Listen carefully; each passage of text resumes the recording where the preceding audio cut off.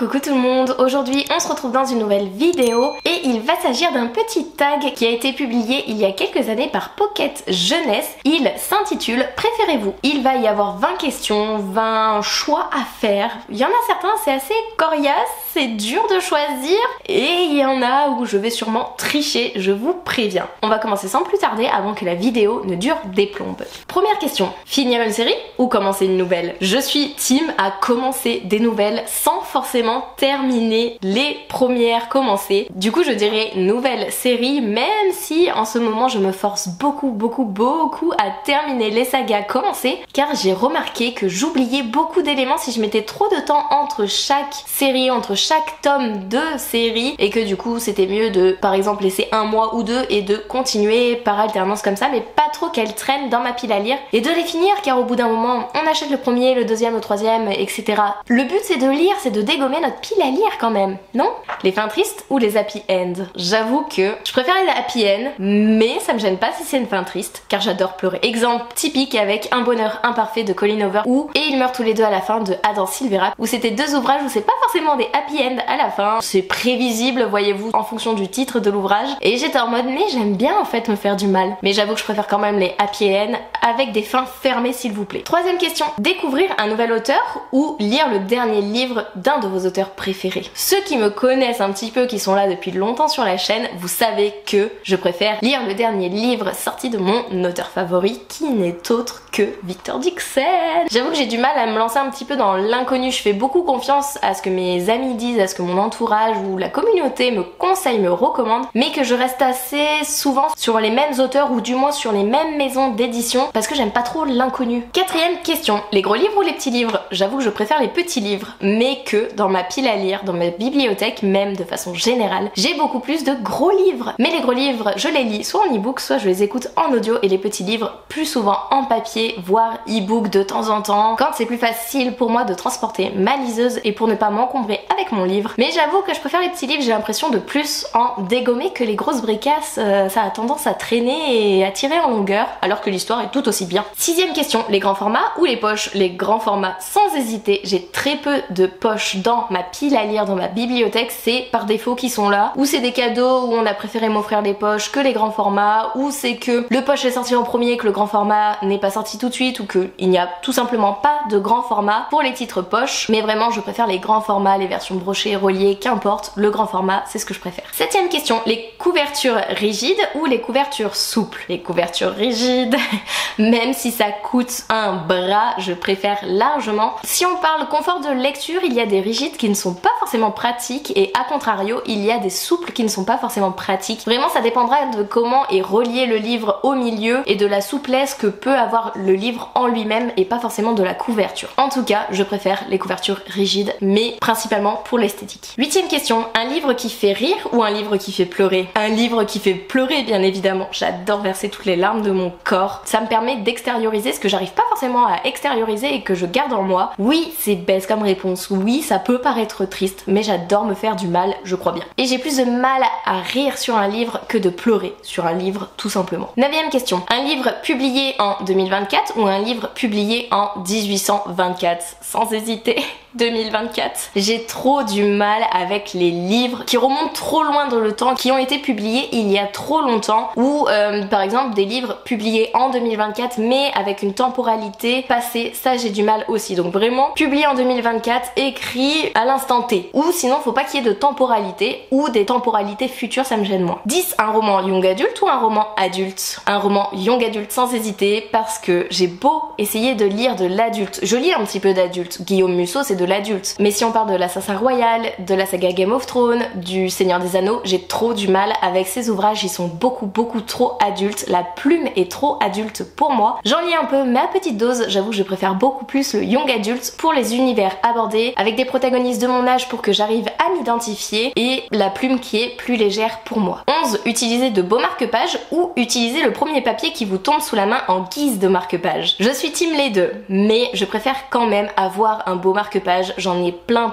Mais j'avoue que quand j'ai la flemme de me lever, je prends le premier papier qui me passe sous la main. Des fois c'est un ticket de caisse, des fois c'est un petit papier d'un emballage cadeau ou d'un emballage lambda, des fois c'est un fil, enfin ça peut être tout et n'importe quoi, mais majoritairement j'ai quand même des beaux marque-pages. 12e question, les romans réalistes ou les romans imaginaires? Les romans imaginaires sans hésiter. Quand c'est trop réaliste, j'arrive pas justement à imaginer et à voir les protagonistes ou le monde qui est créé, écrit dans l'histoire. Que l'imaginaire, j'arrive du coup à imaginer l'univers, les protagonistes, à me faire ma propre image d'un protagoniste, d'un personnage ou d'un lieu, que quand c'est réel, du coup c'est tellement réel que je me dis bah non, je peux pas l'inventer, il est déjà là en fait. Et j'ai envie de travailler mon imaginaire, mon imagination. Donc du coup, les romans imaginaires sans hésiter. 13e question, lire un roman avant l'adaptation cinématographique ou le lire après? Le lire avant. J'ai essayé de le lire après, j'ai trop été déçue.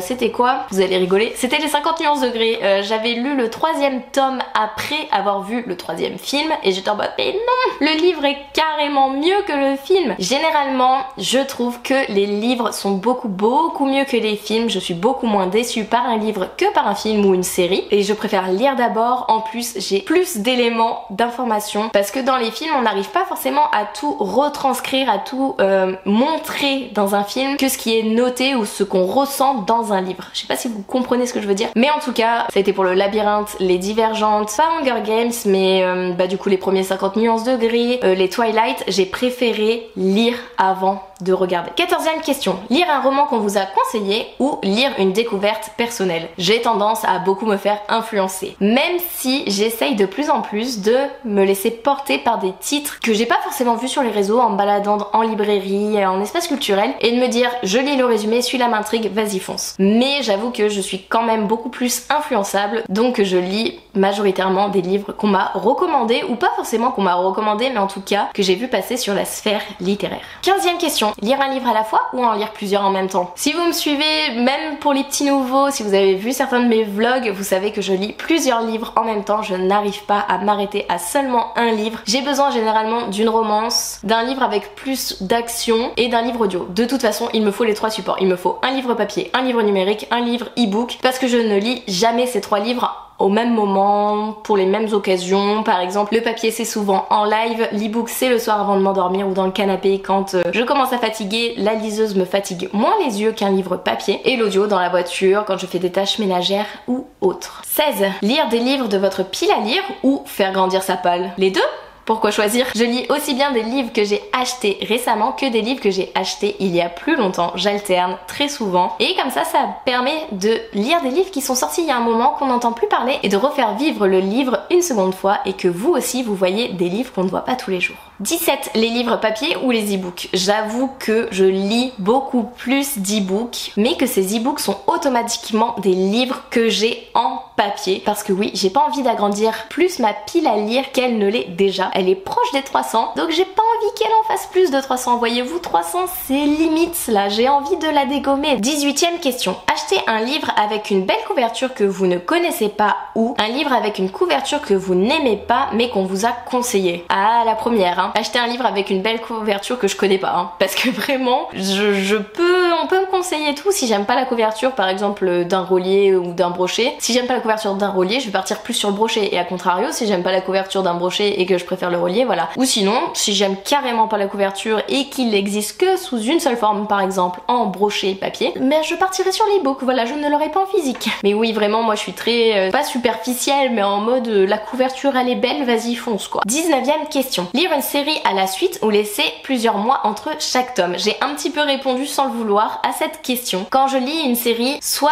je raffole de cette série, de cette saga, je pense à The Prison Tiller de Lynette Noni, publié chez Hachette, où j'ai pas pu laisser de séparation entre les tomes. J'étais obligée d'enchaîner, je n'ai pas pu genre me dire je lis le tome 1, j'en lis un autre, je lis le tome 2, j'en lis un autre. Non, j'ai dû tout lire d'une traite, j'étais à fond dedans. À contrario, par exemple Le sang et la cendre de Jennifer L. Armentrout publié chez De Saxus, j'ai laissé 2 ans entre le premier et le second tome. Donc voilà, je peux passer d'une extrême à l'autre, mais je me suis dit que je ne laisserai plus autant de distance, autant de temps entre chaque tome pour ne pas oublier toutes les informations, tous les petits éléments. On trouve pas forcément des résumés spoilants sur tous les livres qu'on a lus et tout, c'est compliqué de se souvenir ou de trouver des chroniques où ça spoil pour pouvoir continuer la saga sans forcément relire le premier tome avant de continuer. Du coup je me suis dit non, on laisse plus trop de temps entre chaque tome, donc j'essaye de lire la suite en laissant maximum 3-4 mois entre chaque tome, sauf pour All of Us Villain qui est dans ma pile à lire depuis mars et que je n'ai toujours pas lu. Et la dernière question, lire un livre que tout le monde a aimé et qui ne vous inspire pas, ou lire un roman que vous avez envie mais sur lequel la majorité des critiques ne sont pas enthousiastes. Je préfère carrément la deuxième, je ne me force jamais à lire un livre. En tout cas c'est mon petit credo du moment, je ne me force plus à lire. Si je n'adhère pas, je ne continue pas, j'essaye de lire une centaine de pages pour donner quand même un petit peu une chance à l'ouvrage, mais si j'aime pas et je vais voir ailleurs, vraiment. Donc non, le livre a beau être populaire, genre Forthwing, désolée mais je vais le lire hein, parce qu'une amie m'a dit mais si je lis un Victor Dixon tu lis Forthwing, je dis ok, mais par exemple Forthwing il a tellement bien marché, fait du buzz en mode c'est trop bien machin, mais je suis en mode de base il m'inspire pas, donc non je me force pas à le lire. Bon là je le lirai pour un défi mais je l'écouterai en audio, même je vais tricher, mais du coup ouais c'est un peu l'exemple type. Voilà, petite vidéo terminée, j'espère que vous aussi vous avez participé à la vidéo, répondu aux questions au fur et à mesure ou que vous répondrez à certaines de ces questions, pas forcément toutes. J'espère que la vidéo vous aura plu, qu'elle vous aura permis à un peu plus me connaître. N'hésitez pas à liker, commenter et à vous abonner si vous le souhaitez. Et moi je vous laisse, je vous fais des bisous et je vous dis à une prochaine vidéo. Bye!